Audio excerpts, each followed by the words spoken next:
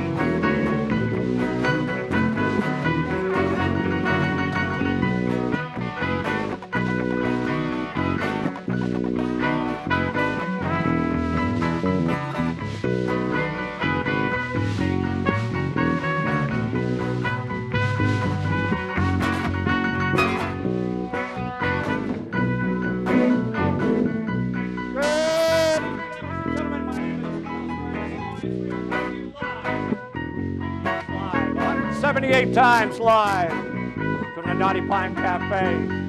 I have a Tic Tac in my mouth, excuse me. That's the band in the back,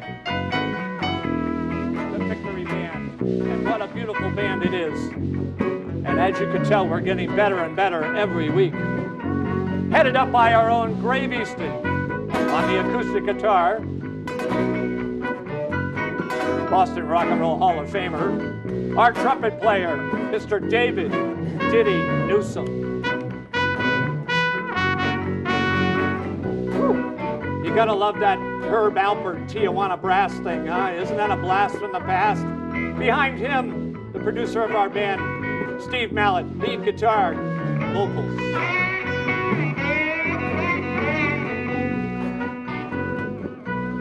On the rhythm guitar, the quiet one, Mr. Frank Solitero.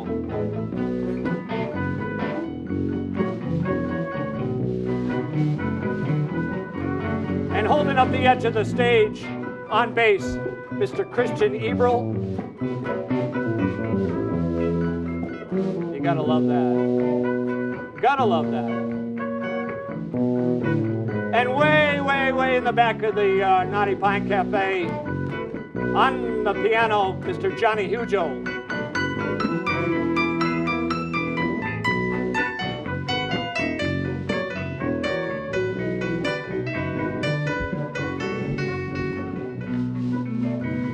Aren't they just fantastic, ladies and gentlemen? The best live rock band on live TV today. We have a point of order. Hang on. One of the world's best drummers, ladies and gentlemen. Really? Mr. JimPillsbury. Oh, thank you, thank you, thank you, thank you, thank you, thank you.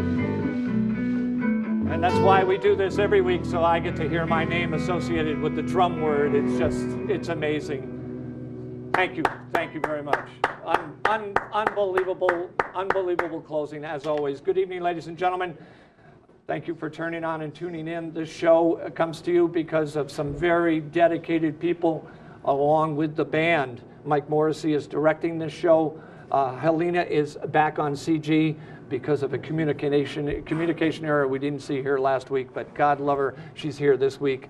Steve Kay has been moved to engineering, and he is now taking care of the web and all the recording devices and all these technical things that, quite honestly, I don't even know how to turn on. We have a new soundboard, professional soundboard engineer, and I'm going to screw up his name. So I'm going to apologize on his first day. Aaron, and you can screech it in my earpiece if you'd like, is on the soundboard for the TV board. And of course, go ahead. See, even when I hear it in my earpiece, I can't say it, so I'm going to apologize right at the moment. And on the band show board, our own Joe Itzel, and I hope you've heard the difference between tuning to a radio and tuning to a fancy stereo. We finally figured it out, ladies and gentlemen, and it's only taken us 4 years and umpteen million hours of being on TV to figure out how to do it right. And I think we've done it. I really do. I hope you at home who hear this non-live hear actually the great sounds that come out of the show. So, Gravy, how are you? Thank you. I'm just fine and dandy. We are missing some soldiers here, but our own Deb is here, which is really the best. She is the most loyal, beautiful camera person in the whole wide world. I think of her as the queen of cameras. The queen of cameras, Deb. We're going to actually knight her, ladies and gentlemen, because she always is here and she always does a wonderful job, and we love her in the, not in the physical sense, obviously, because that would be sexual harassment on TV, and we can't do that here. So, and we have a guest on our guest camera tonight, Gary, who comes to us with much experience in the TV world and is going to actually do his own show here, which will be great to see sometime in the future. And who am I missing? I'm missing, I don't think I'm missing anyone. Thanks for, again, for turning on and tuning in. Gravy, do you have any public service announcements for us? I would just like to extend a welcome to our nationwide audience and our local audience. On the web? Yes. On the local? On the state? I think of this show as a family reunion for the Jim Pillsbury audience. Every Monday, they can come here and get together with us just like no family. wonder the government is investigating the web. We've given them reason to do this. Joining us this evening, a gentleman that I've wanted to talk to for a while. You've seen his articles. He's written a great deal about food, the industry, the surrounding food business, and how it relates to food industry. From the Tufts Friedman School of Nutrition, Professor James Titleson. I was close? Tillotson, yeah. See how many times I practiced it and I still screwed up. Thank you very much for coming on.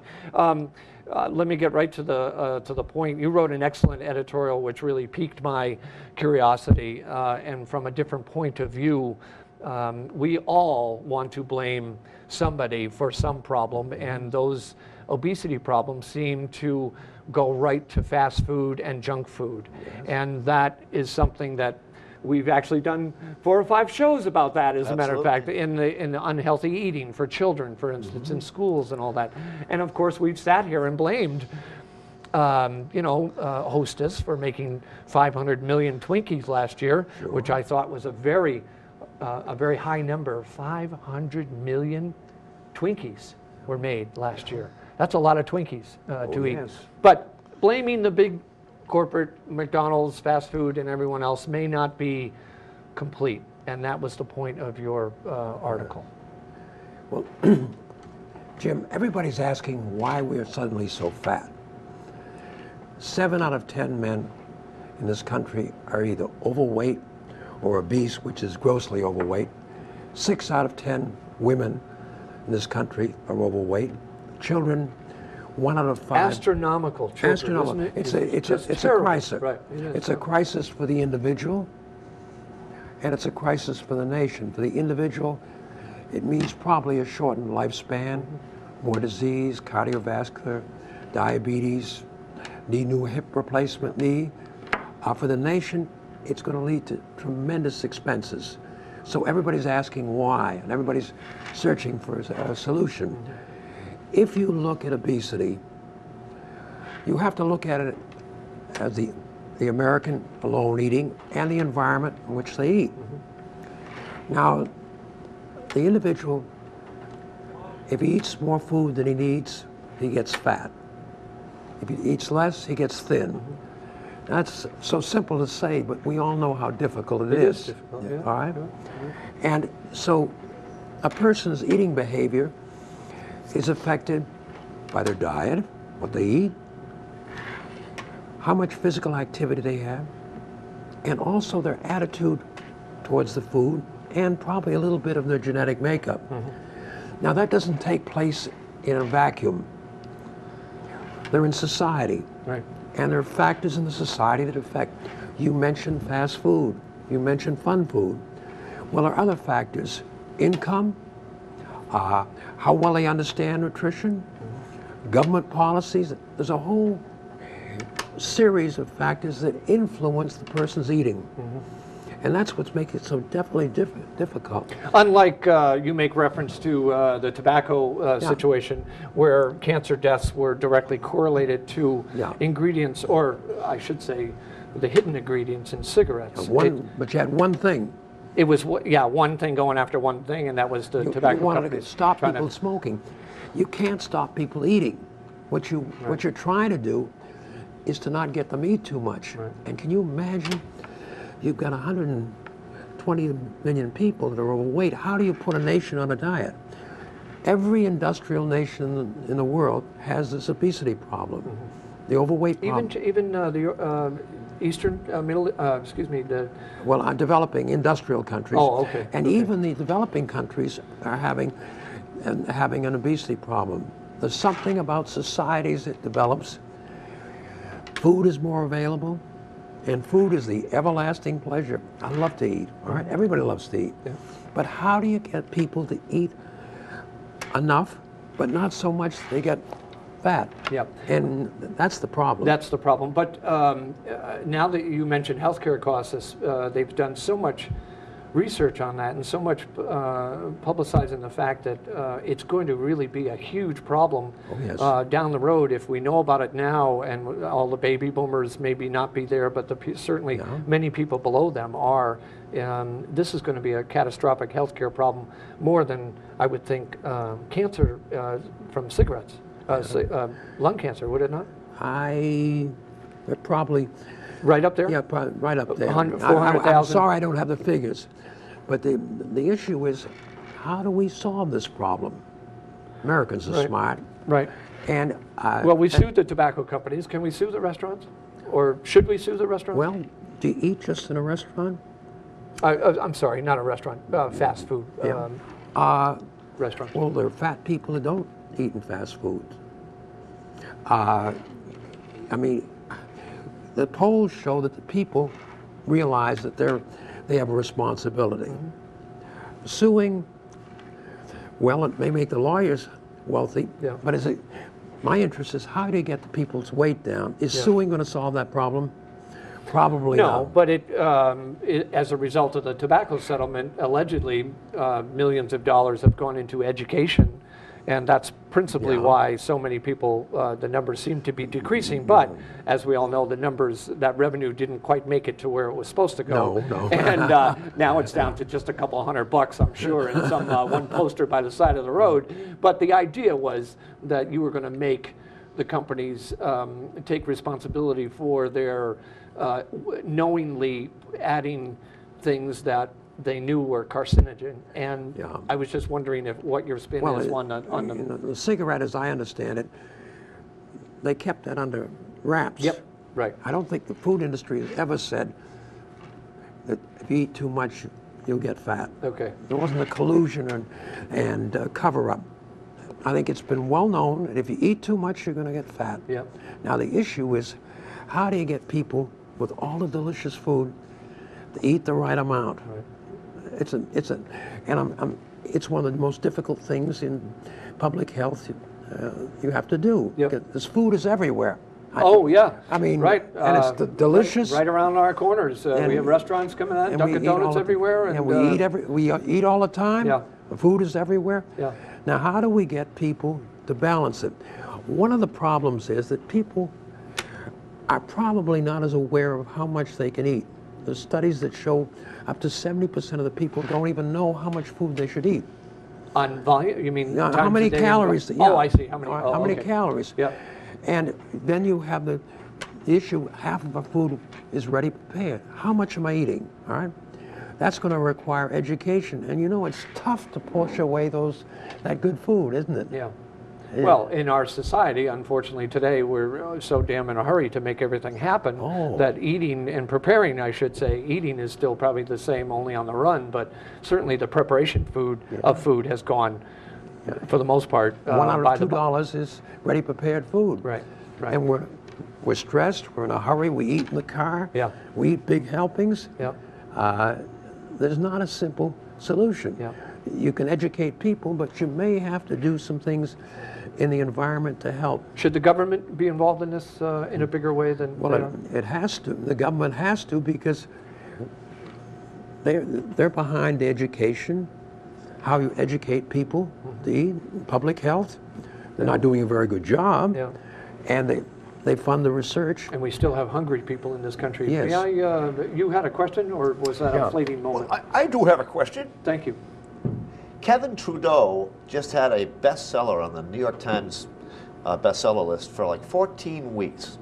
And the title of it was Natural Cures That They Don't Want You to Know About. And one of the premises in his book, which is not new, by the way, but he brings this out as a major part of his book, that a lot of the foods that we eat have ingredients in them that make our body actually become abnormal in gaining weight. The additives in our foods that we don't often get told They about. stimulate our. And the interaction between these things with each other. I think probably, I don't know how well that's proven, but I think the issue is we've moved from a diet, the food has more calories in it or more. We eat more sugar, we eat more products with a lot of fat. That has more calories than if you eat an apple or green. We've moved to what we call a high calorie density diet. And I don't know if there's any evidence that these are stimulating the appetite.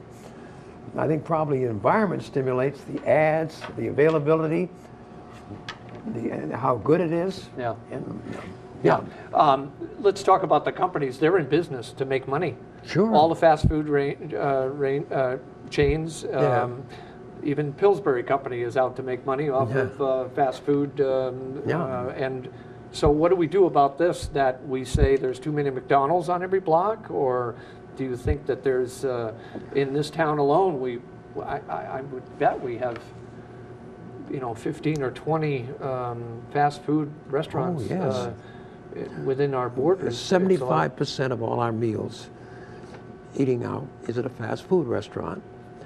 And it's a highly competitive industry. Look at the dollar meals. They're always competing with one another. And when you have competition, well, one of the ways you give a bigger helping. Our food is cheap, so you can do it. Yeah. And it's a natural in an economic society. Now, the government stepped in on that, right, and said, or they don't supersize that stuff anymore, do they? Do they do McDonald's, McDonald's pulled away, but some of them found that once they did it, the consumers complained. They wanted too much? Wanted it back. We like a deal. And they, okay.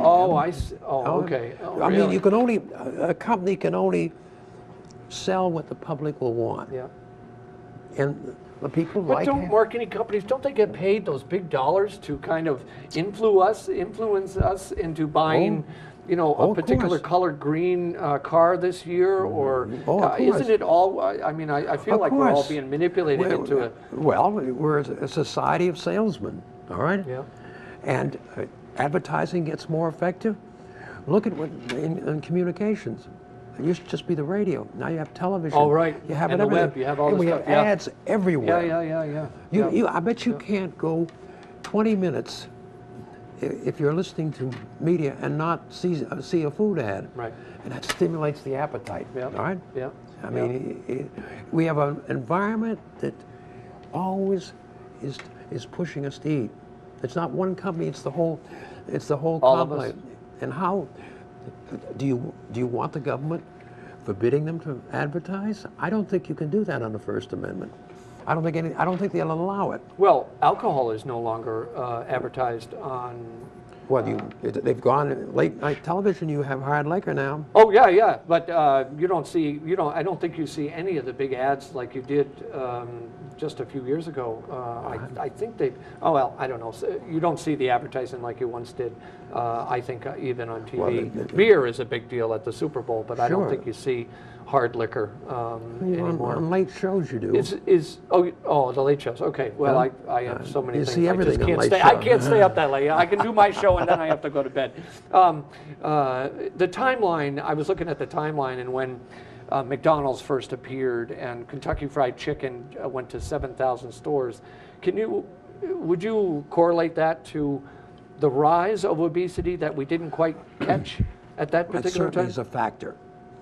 I mean, we went from 3 meals at home to buying half of our food out.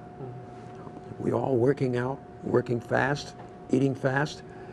And McDonald's became popular because people liked the food. I was in the food industry for 25 years. You can't sell people something they don't want.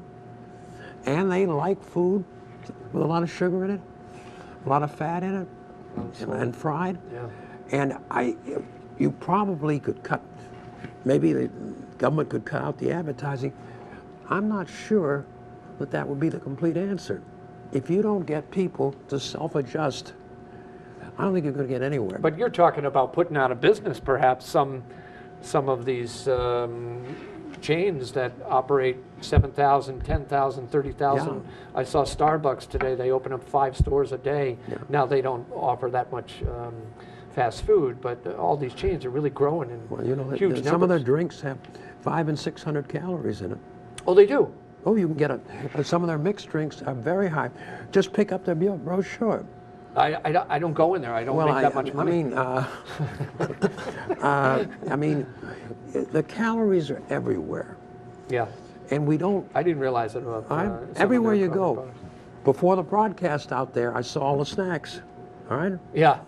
Well, I you mean- don't see any of this. Nobody on this show snacks during the show. We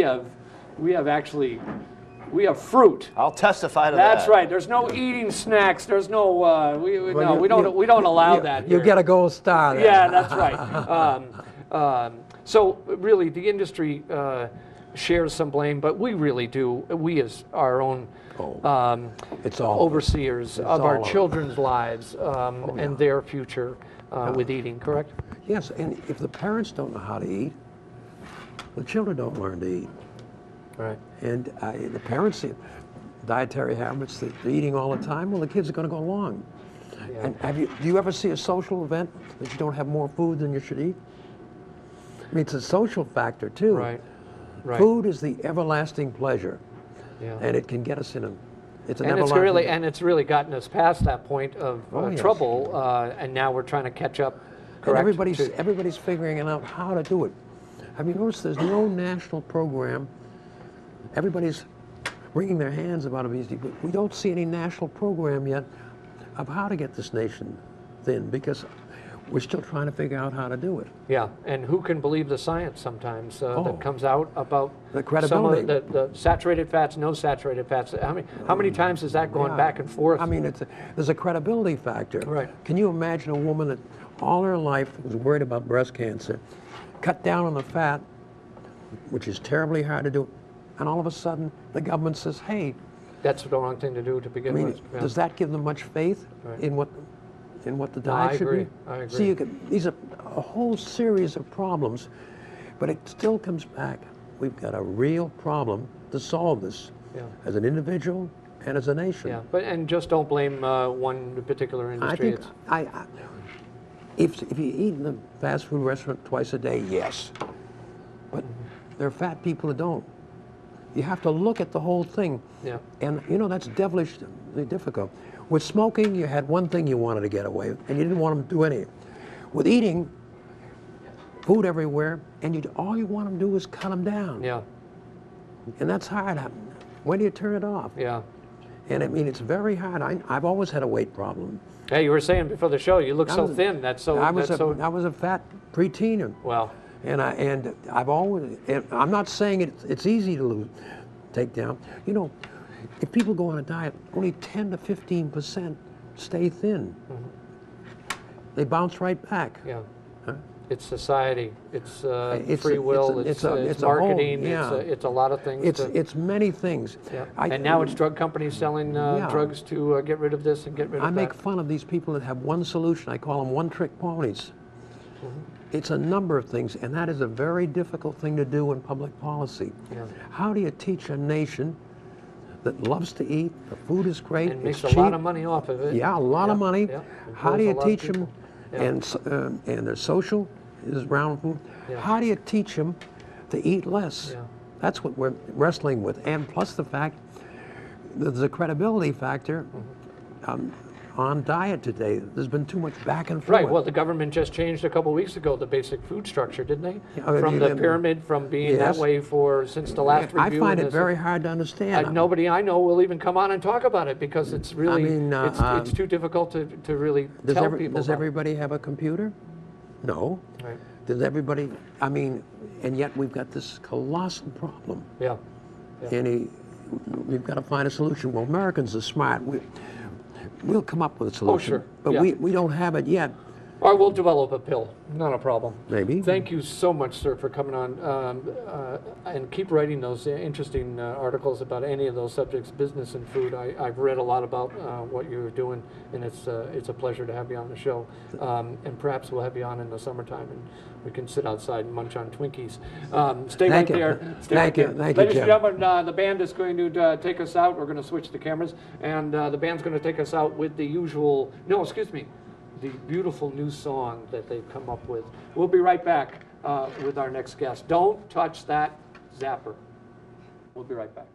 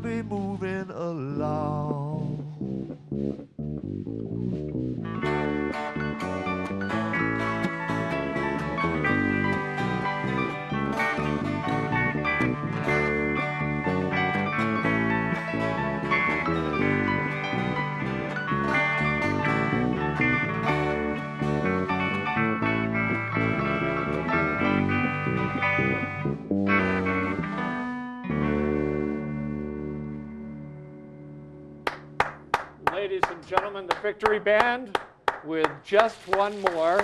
Thank you very much. The audience can't seem to keep their hands apart. That was great. That's sounding so beautiful. People have actually commented about that song, so I hope we I hope we can make some money off it someday. But anyway, thanks for keeping with us on the second half. Wasn't a band terrific? If you live in the Metro West area, you certainly know our next guest by name. He wrote an excellent article about should legislation be passed to keep our kids safe on the highways and driving. And so much has been written about it. It's such a high-profile issue that I felt compelled to talk to somebody of like mind about this, because really there are lots of answers, I suppose, but many times it shouldn't end up in the hands of legislators, and I think everybody would agree with that. Joining us this evening, writer John Grenier-Ferris. You can go to his website, which I hope will be put up underneath us. I can't take that much time to say it, but you've written so many good articles in the last couple of years. I read all of your stuff. Thank you. And you don't look anything like your picture, and I think we should really talk to the newspapers and make sure, because I was going to actually ask you for an ID. That's a cloaking device. It is a cloaking device, so that no one watches cable, but now they do. Yeah. The recent carnage on the highway that happens every year that we can talk about, that we can think about anyway, has brought on new ideas about teenage driving fatalities. And those of us who pay attention to this know all about it, but perhaps you would just tell our viewers about the legislation that was proposed before. Well, I'm not too clear on it either. I mean, it's the, again, it's just... Increasing the age was really the Band-Aid to stop the big bleeding, and everything else was around that. And that created so much. Increased fines and that sort of thing, too. I understand. So the gist of it, was basically increase the driving age to 17. Today or before yesterday when all of this got shot down for the most part. But there was, your point in the article is legislators jump right on board this, get on this, and we're going to do something about this. That's kind of my age-old kind of gripe, and it just fell in with this. And as you said, the legislation did change. Most people thought it would change. It seemed like public opinion, when you just read in the newspaper, just letters to the editor, which actually are a pretty good barometer. Right. That kind of seems like what people were thinking. Right. But it's just that something happens, and then our lawmakers, because they're called lawmakers, make laws. Yeah. Most of them are lawyers, and that's how they think. Right. And I think, first of all, we have too many laws anyway, I think. Government is way too big. Yep. But I think particularly in this case, I think what drove me to write this was because, again, you got to hold these guys as toes to the fire. And in this case, I don't think they were going to save lives. And it gets to be a little bit too serious. I mean, you can make another law about name your issue. Yeah. But when it comes let's talk about drug laws. Let's talk about gun laws. Let's talk about OUI operating under the influence. There's thousands and thousands of laws that are allegedly taking care of drug problems, and we have the laws are there, but really it really doesn't seem to matter. Yeah, and I think in this case, this is a pretty good example where there's a lot of things, there's a lot of issues that are affecting this. And first of all, it's horrible that this happens. I mean, we did have this little string here. But we've had that. I was talking to some friends about this from high school, believe it or not. And on my senior year of class of 180, by the way, I believe there was a major accident when 3 of our classmates were killed in the back. Yeah. And they were in a pickup, and of course, where everybody was cocked, and they were flying down a road, and the truck went off the road. So this really has been happening, maybe not at the extent that it's bombarded, but you know what? High schoolers all across the world have lost their friends to craziness, to drunkenness, to foolishness, to riding an elevator at UMass. I mean, kids experiment, and that's really life. And life, as Bob Dylan would say, it's life and life only.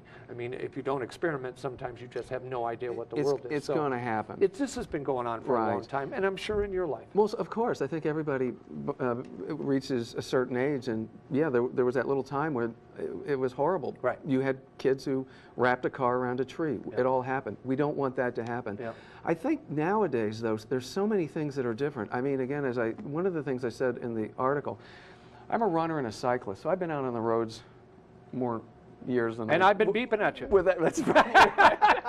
Get out of the road, you don't belong there. road hugger, you. I've been out there more than I care to admit, and it's changed. It really has. Yeah. Cars are bigger and more powerful. They really are, and I hate to say it, because the other thing is I don't want to have a law about that we can't use our cell phones in the car.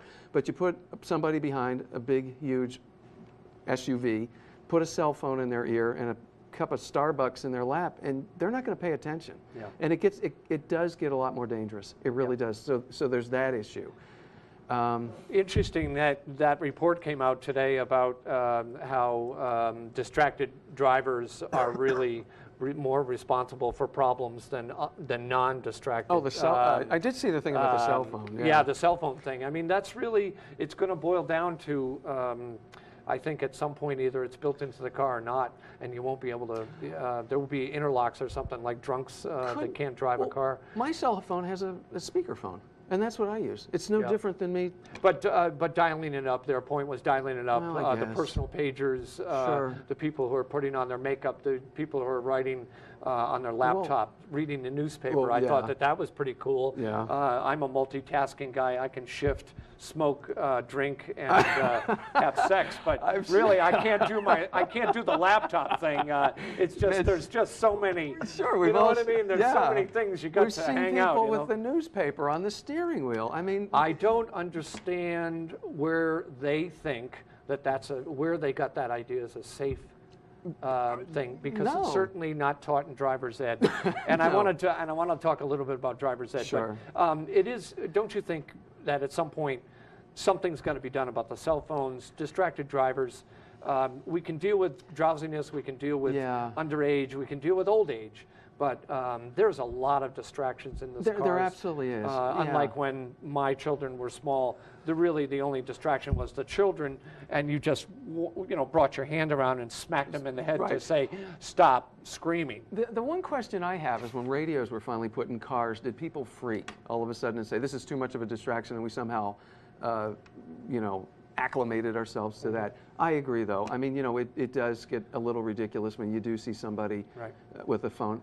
Again, I don't know about legislation. I mean, what about, you say there's so many great minds out on 128 and 495. Can't they come up with some sort of technology, like you said, some sort of, I don't know, what's that chip in TVs? You can't, if you're going more than... It's a chip in TVs, it's that's a chip, all I know. That's what it's called. And it's not potato either.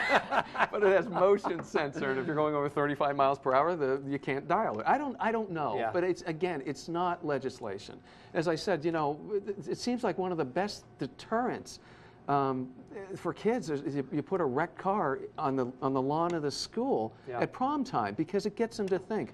I love those signs where it says, it's a 35 miles per hour and you're going 75. Yeah. I think the scared straight thing, though, I think Matt has pushed that way too far. Could be. And it's more like terrorism as far as I'm concerned. You need to really, I think as a parent, really be more involved in the actual driving habits of your children. And when you're driving and they're watching, you can't be tailgating. You can't be flipping people off. You can't be aggressive in front of them, because that's where it comes from. Yeah, Massachusetts drivers too. I think we definitely have the rep in the and country. There's some people to say that we're proud of that, and we think it's funny. I think I've said that on more than one occasion. Yeah. I don't know. Is that something to be proud of? No, I don't either. We pay more in insurance than most states because of that, I think. Do you not? I don't know the statistics. I actually had quite a difficult time finding some real statistics on this. I was actually wondering where Massachusetts stood in terms of teen fatality. I didn't get to. I didn't get it either. I couldn't find it. AAA couldn't tell me. Why not?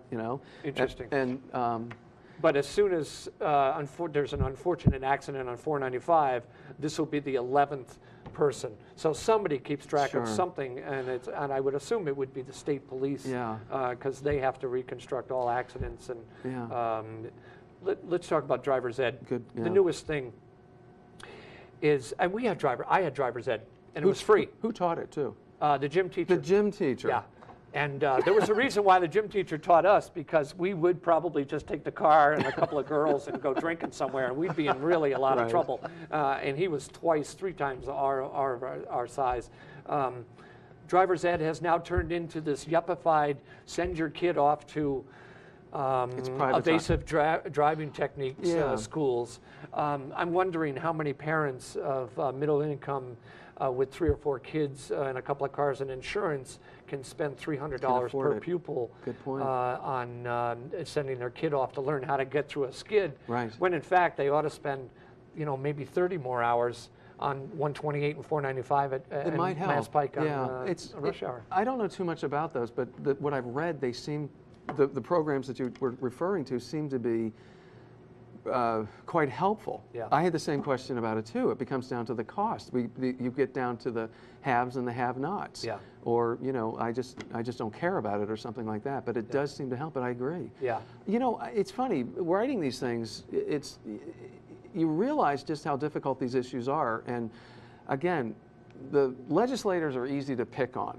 They really are. I'm just saying that the laws aren't the answer, and let's kind of think about a few other things. There might be other things that we can do besides make a law, because that's not going to work. Yeah.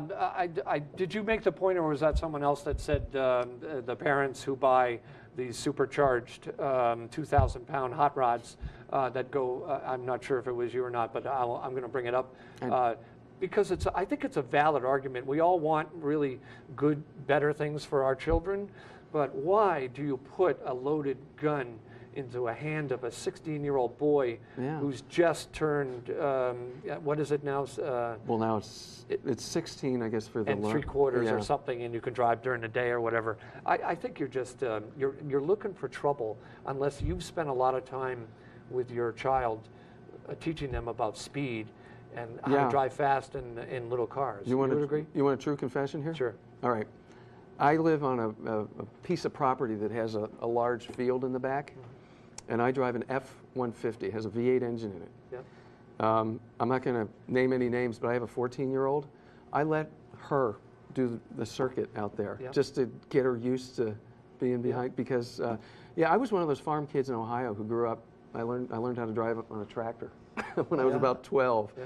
And I'm not saying that's the best way to do it, but you're absolutely right. I know what's under that engine. I know what's under that hood. Yeah. It's a lot of power. When we were, and I hate to make reference to all this time, but now at this stage I can. When we were younger, cars were made of steel and iron, and I've been in cars that have chopped down telephone poles and survived. I took down 12 guardrails and still drove home. I mean, cars today are not what they were. They may be very much safer in Volvo's class, but really everything else, I think, improved seatbelts. We didn't have seatbelts. We didn't have seatbelts in cars. I remember when it was finally... Really, anything before 1974 didn't have seatbelts in it, and performance cars, a lot of cars didn't have seatbelts. We put them in. You were required to if you raced a car, as I remember. But really, we survived that. But these cars today, I think, are a whole lot different in nature. The seatbelt law is interesting, whether or not it should be mandatory or not. Right. Again, I have such a hard time having a law that tells me to do something that I already know. But the state police will come out immediately and say, Jesus, you're such a loser. We've cut the death down by 4. Well, they're right. I just can't. That's the point where I just can't get over that somebody isn't. You just don't buckle up, because we know that it saves lives and how safe it is. Yeah. And that somebody.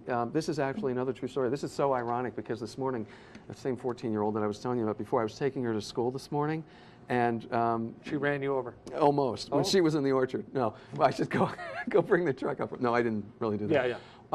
She goes to Holliston, and we were at 16 in Woodland, sitting there making a left-hand turn, and we just watched it. Somebody ran a stop sign. Actually, it was an adult. It wasn't a kid. And it was right just in front of you. Right in front of us, and it was just like that. And you still see it. And you talk about like defensive driving and what were you supposed to do? Over 30 years, of experience. You know what I did? I put my hands over my head and go, "Oh my God, did you see that? I could have, you know."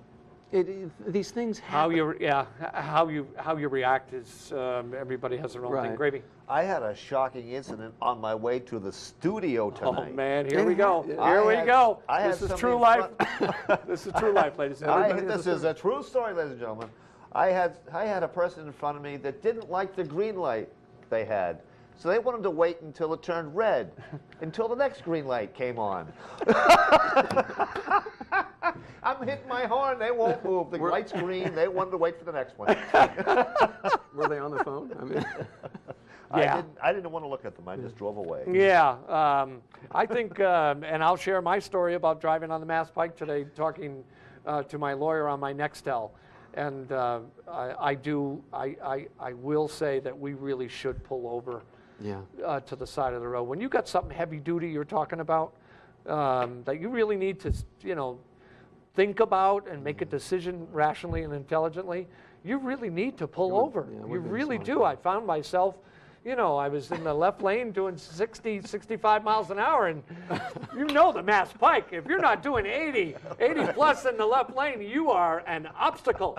And I said, oh my God, I've caught myself, slowing down on the phone. I mean, it happens. And I don't know how we deal with that, but I think that's a major. Yeah, I don't know either. Besides the kid thing, you have an older child that has her license. Yeah, I also have another daughter who she'll be 18 this Saturday. So you've been through the driver license thing. Are you, as a parent, more concerned with their peers that they ride with, or do you have a strict policy they don't ride with anybody? No, I could say this honestly. I mean, I trust both my kids. I mean, and I know there are parents that do have kids that are untrustworthy. Untrustworthy. Yeah. But I do trust her. I really do. Yeah. But I will say, she's been driving for a year and a half now because she's about ready to be 18. She did have a couple of little crack-ups. I mean, literally one time she was like in a parking lot. She thought she was in reverse and she was in forward. Nobody got it. But it's those sort of things. Mental lapses. Exactly. And I think there's a body of research, or at least a white paper published on the fact that children that age can't really process that much information. It might happen, yeah. You know what I mean? And maybe that's really true, that the farm kids who learned how to operate farm tractors at 12 and pulling things and turning things and not flipping things over, probably moved right into driving because they had the experience. They knew how to react to to things. So I'm wondering if someday that they'll use that and say the kids have to be 18 to get a license because of their brain. Well, you wonder if there's some sort of a whole nother cottage industry where they can go off and learn how to, not on the roads. There's some, again, we have climbing gyms. Why don't we have some sort of, big lot where actually the kids actually, I think the education has definitely has to be changed. Yeah, but I don't think it's on a racetrack. I don't think it's about driving fast and trying to stop the car. I think it's driving at 128 at 8:30 in the morning, and see if you can do that without getting in an accident. I think that's really, if you knew you had to get a job, go to work, and you had to get there in one piece every day. Yeah, 10 times, I don't know how you prepare for that. I mean, that's really. I think that's the best. I see driver training around Cambridge, and they pick the very quietest of streets to do their backing around, okay? And I'm sitting out there smoking a cigarette, drinking coffee, just laughing oh God, here are the driver. Yeah. And they don't stop hundreds and thousands of cars, they only stop a few. Yeah. But where are you going to, the city streets, the rural streets, it's just not that simple. No, I think you're right. I think if parents, you keep talking to your kids about everything from driving to drugs to sex to everything. You have to. We're not allowed to mention sex on the show, don't ever say anything about sex here on the show ever again, because sex could really shut you down. Huh? Yeah, it could make us famous if we talked about sex. But So the issue of drinking and driving, I think, should come up in this conversation. We need to regulate this somewhere along the line. And would you agree that if young teenagers who are caught drinking while driving really deserve an extra little spank and something a little extra here to keep them away from the alcohol and the driving? It's probably already in place, isn't it? Again, I don't know the law. I'm not a judge. I'm not. No. Yeah. But I'd be willing to bet it's already in place. Well, wouldn't it be? we talked about, there's driving. I have such faith in the system that it's already there, I guess. Oh, I'm sure you do. Yeah, okay. And we're going to give you a lie detector test just to see if that's true. I don't believe that there's anything extra. Isn't there? If there isn't, there should be, of course. Yeah, because that sends the bad signal right up front. Yeah. These young kids who are actually getting a hold of alcohol that shouldn't get a hold of Right. alcohol. And I don't have so much that big of a problem with, but if you're going to do that, don't drive. If you're going to do drugs, don't drive, because it's the stupidest thing. Yeah. It's going to come out in the laundry here, and you're going to end up on the highway. Or I mean, are you going to hurt somebody else? hurt somebody else. There's an innocent. I've had 3 daughters. As a father of daughters, were you ever worried about your daughter's friends driving? Yeah. Okay. Oh, sure. Still am. Yeah. Okay. As a parent, I don't know if that goes away until they're Yeah, married I don't think it and does. gone. No. You know what I mean? Because you see and you read so many times of irresponsible teenagers. Exactly. And it doesn't take much, Right. as we know. Yeah. Picking up the cell phone, changing the CD, putting Yeah. on your makeup. No, exactly. You know what I mean? Or just, and It's particularly when you so- put, there is peer pressure, and Yeah. and they get a little wild and crazy sometimes, Yeah. and you put them all in a car, and Yeah. I mean, because I did it when I was their age. We all know what it's like, and Yeah. and I think I'm definitely not going to be one of those parents that say that gets sanctimonious. I'm just not. It's Right. And I think I'm kind of. But you need to protect them because I'd like of the to tell- dangers that they may not know of, and that's Exactly, always that felt. I know that's of, what right, That's yeah. what I know of as growing up in my era, Yeah. with all the crazy accidents and all the weird things that we did, driving into forests with cars until they wouldn't run anymore. I mean, it was just those stupid things that you do. But really, times really have changed. And Yeah, you just I can't, think they have. You Yeah. can't do that with a Lumina or Yeah. a minivan or any of those things. Right. It's, and it's really important, I think, that parents take responsibility for this instead of legislation. No, Would I you agree. Yeah. Yeah, Yeah. it makes sense.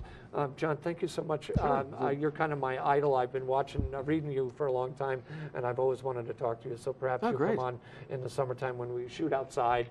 Oh, and we nice. we're a minute early. And, You guys rock.